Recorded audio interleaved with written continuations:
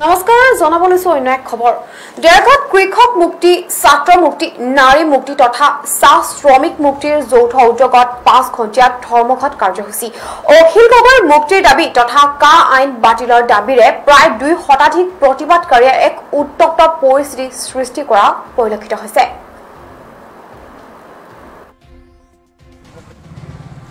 আমি কিন্তু এটা কথা ক'ব বিচাৰো যোনখন মাইক্ৰ ফাইনেন্সৰ যোনখিনি দেৰগাঁৱত কৃষক মুক্তি সংগ্ৰাম সমিতি ছাত্ৰ মুক্তি সংগ্ৰাম সমিতি নাৰী মুক্তি তথা চাহ শ্ৰমিক মুক্তি সংগ্ৰাম সমিতিৰ যৌথ উদ্যোগত 5 ঘণ্টীয়া এক অৱস্থান ধৰ্মঘট কাৰ্যসূচী গ্ৰহণ কৰা পৰিলক্ষিত হয় চৰকাৰী আক্ৰোশৰ বলি হৈ বিগত প্ৰায় এটা বছৰ ধৰি কাৰাৰুদ্ধ হৈ থকা অখিল গগৈৰ মুক্তিৰ দাবী হতে জাতিধ্বংসী কা আইন বাতিলৰ দাবীৰে প্ৰায় 2 শতাধিক অৱস্থান ধৰ্মঘটকাৰীয়ে আজি প্ৰতিবাদস্থলী উত্তাল কৰি দিলে ইয়াৰ উপৰিও দুখীয়া মানুহক জুৰুলা কৰা মাইক্ৰ ফাইনান্স প্ৰতিষ্ঠানৰ ঋণ ৰেহাই দাবীৰ লগতে সকলো উচ্চ শিক্ষা প্ৰতিষ্ঠান তথা আৱাস নিবাসসমূহ খুলি দিয়াৰ দাবী উত্থাপন কৰে দেৰগাঁও সমীপৰ ৰঙামাটি নিৰ্ময়মান টোল গেট বন্ধ কৰাৰ প্ৰতিবাদ সাব্যস্ত কৰাৰ লগতে এই অবৈধ টোল গেটৰ বিৰুদ্ধে অনাগত দিনত ব্যাপক আন্দোলন কৰি যোৱাৰ হুংকাৰ প্ৰদান কৰে সংগঠন কেইটাই 5 ঘণ্টা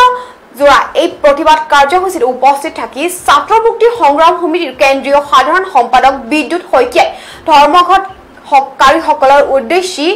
সবলি ভাষণ প্ৰদান কৰাৰ লগতে নাৰী মুক্তি সংগ্ৰাম সমিতিৰ কেন্দ্ৰীয় সভানেত্ৰী বিমলা গগৈ গোলাঘাট জিলাৰ কৃষক মুক্তি সংগ্ৰাম সমিতিৰ সহকাৰী সাধাৰণ সম্পাদক হিৰক জ্যোতি শইকীয়া ছাত্ৰ মুক্তি সংগ্ৰাম সমিতিৰ কেন্দ্ৰীয় প্ৰচাৰ সম্পাদক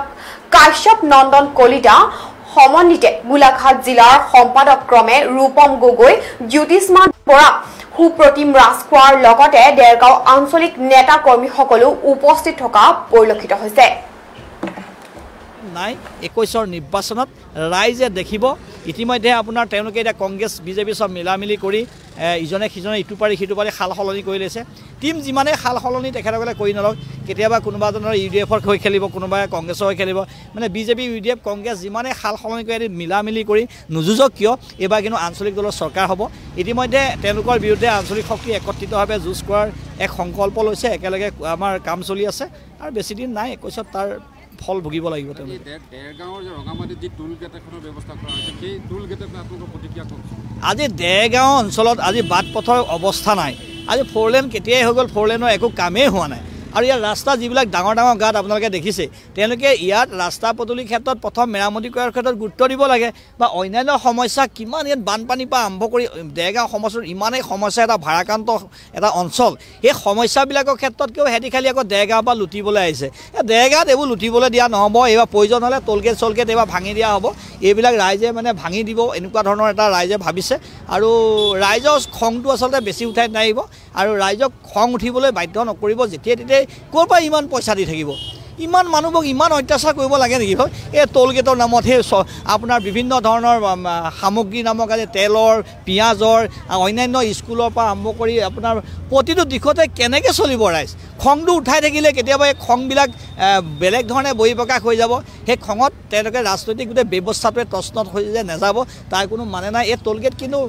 ৰাইজে কিন্তু প্ৰিয় হ'ব চৰকাৰে সেইকাৰণে চৰকাৰে ৰাইজক এতিয়াও আইনৰ ওপৰত মানে বিশ্বাস ৰাখিব পৰাকৈ তেখেতলোকে কাম কৰক এতিয়া মানে পুলিচক জেলৰ ভিতৰত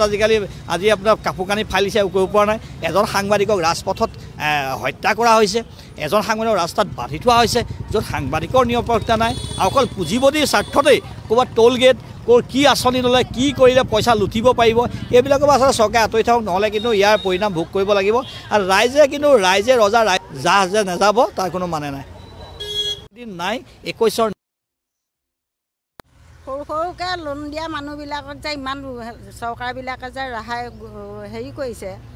হাজবেণ্ড দিছে ইমান ডাঙৰ ডাঙৰ কোম্পানীবিলাকৰ টকা দিয়াবিলাকক কেলৈ ৰেহাই দিয়ে যে আমাক সৰু সৰু 10,000 20,000 টকা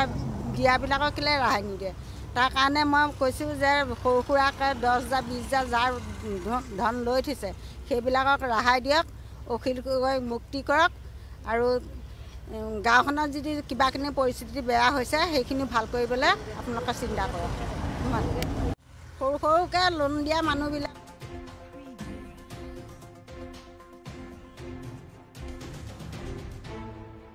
সংগঠনকেইটাই জনোৱাই দাবীক লৈ চৰকাৰে কিমান গুৰুত্ব প্ৰদান কৰিব সেয়া কিন্তু পৰৱৰ্তী সময়তহে বাৰুকৈ লক্ষণীয় হ'ব আৰু ইয়াৰ লগে লগে ষ্টুডিঅ' মজিয়াৰ পৰা মই নিশা শৰ্মা বিদায় লৈছোঁ পৰৱৰ্তী খবৰৰ বাবে তথা সতৰ্ক হৈ থাকিবলৈ চাই থাকিব আপোনালোকৰ প্ৰিয় চেনেল PI নিউজ ধন্যবাদ